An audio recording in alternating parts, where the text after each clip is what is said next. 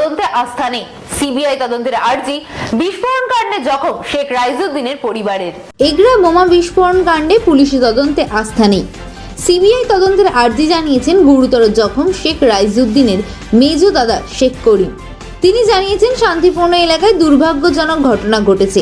বর্তমানে কৌটো বোমা বিস্ফোরণে আমার ভাইয়ের একটা হাত ও একটা চোখ চলে গেছে। সেই পরিপ্রেক্ষিতে আমরা কিভাবে সুস্থ অবস্থায় থাকবো তার ব্যবস্থা করে দিতে হবে। আমরা এই সিবিআই তদন্ত চাই। সোমবার রাতে এগরা থানার বর্তনায় বড়িদা গ্রাম পঞ্চায়েতের প্রধান সিদ্ধেশ্বর বেরাকে সঙ্গে নিয়ে বিস্ফোরণস্থল পরিদর্শনে যান স্থানীয় তৃণমূল বিধায়ক তরুণ কুমার মাইতি। তিনি গোটা বিস্ফোরণস্থল সরজমিনে ঘুরে দেখেন। বিধায়ককে কাছে পেয়েই কার্যত কান্নায় ভেঙে পড়েন রাইজউদ্দিনের পরিবারের লোকজনেরা। সেই সঙ্গে বিধায়কের কাছে গিয়েই সিবিআই তদন্তের দাবি করেন রাইজউদ্দিনের পরিবারের সদস্যরা। তবে স্থানীয় এলাকার বিধায়ক তরুণ কুমার মাইতি জানিয়েছেন, ওই পরিবারকে সরকারিভাবে সব রকম সাহায্য করা হবে। কলকাতার হাসপাতাল কর্তৃপক্ষের সাথেও যোগাযোগ করা হচ্ছে। সমস্ত রকম চিকিৎসা পরিষেবা যাতে আহত ব্যক্তি পায় সে বিষয়ে সরকার নজর রেখেছে। এই প্রসঙ্গে কাঁথি সাংগঠনিক জেলা যুব মোর্চার ইনচার্জ অরূপ দাস জানিয়েছেন, এগরা একটা বারুদের স্তূপে দাঁড়িয়ে রয়েছে। যে কোনো মুহূর্তে এটা ভয়াবহ ঘটনা ঘটতে পারে। কয়েক মাস আগে খাদিকুলে বোমা বিস্ফোরণে কতগুলো মানুষের প্রাণ গেছে। এই ঘটনায় এনআইএ কিংবা সিবিআই তদন্ত হোক বলে দাবি অরূপ দাসের। প্রসঙ্গত, রাস্তার পাশে পড়ে থাকা কৌটো বোমা বিস্ফোরণে উড়ে যায় ওই শ্রমিকের হাত। বোমার স্লিটার লেগে গুরুতর জখম হয়েছে একটি চোখ। রবিবার বেলার দিকে চাঞ্চল্যকর ঘটনাটি ঘটেছে এগরা থানার বড়িদা গ্রাম পঞ্চায়েতের বর্তনা গ্রামে। গুরুতর জখম 55 বছর বয়সী শেখ রাইজউদ্দিনকে তড়িঘড়ি এগরা সুপার স্পেশালিটি হাসপাতালে ভর্তি করা হয়। পরে অবস্থার অবনতি হলে তাকে কলকাতায় চিকিৎসার জন্য পাঠানো হয়। ঘটনার খবর পেয়ে এলাকায় ছুটে যায় এগরা থানার পুলিশ। কোথা থেকে ওই কৌটো বোমা এলো তা খতিয়ে দেখা হচ্ছে বলে পুলিশ সূত্রে জানানো হয়েছে। স্থানীয় সূত্রে জানা গেছে, রবিবার সকাল 10:15 নাগাদ রাইজউদ্দিন রাস্তার পাশে বাঁশের বেড়া দিচ্ছিলেন।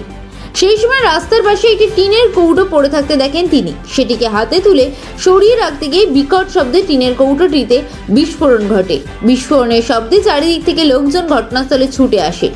ততক্ষণে বিস্ফোরণের জেরে রাইজউদ্দিনের ডান হাতের কবজি উড়ে যায়।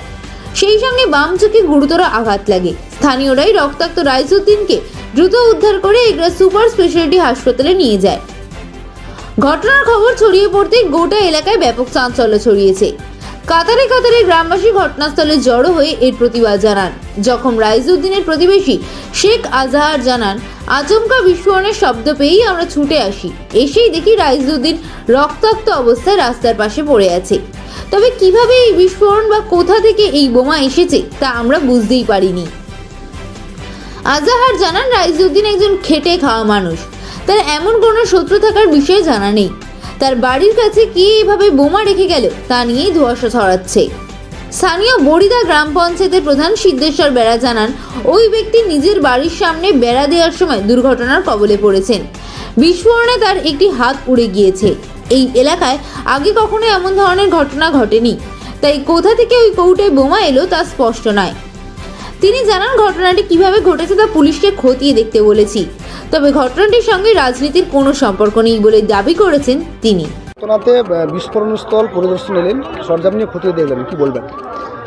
বিষয়টা হচ্ছে যে এটা অত্যন্ত শান্তিপূর্ণ একটি জায়গা, সুন্দর একটি জায়গা। এখানে মানুষেরা অক্লান্ত পরিশ্রম করে জীবিকা নির্বাহ করেন।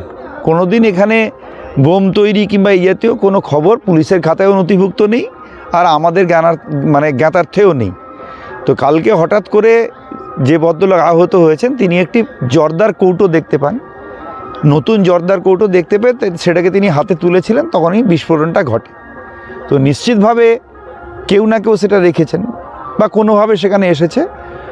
পুলিশকে আমরা বলেছি তদন্ত করে দেখতে, ওইখানে ওই কৌটোটা কি করে এলো, কেউ রাখলো কিনা বা কী উদ্দেশ্যে রাখলো, এটা আমরা পুলিশকে তদন্ত করে দেখতে বলেছি। পরিবারটি বড় অসহায়।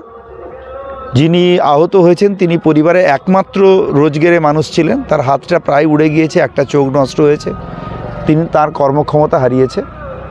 তো তার পরিবার ভীষণই কান্নাকাটি করছেন এবং তারা অসহায় বোধ করছেন।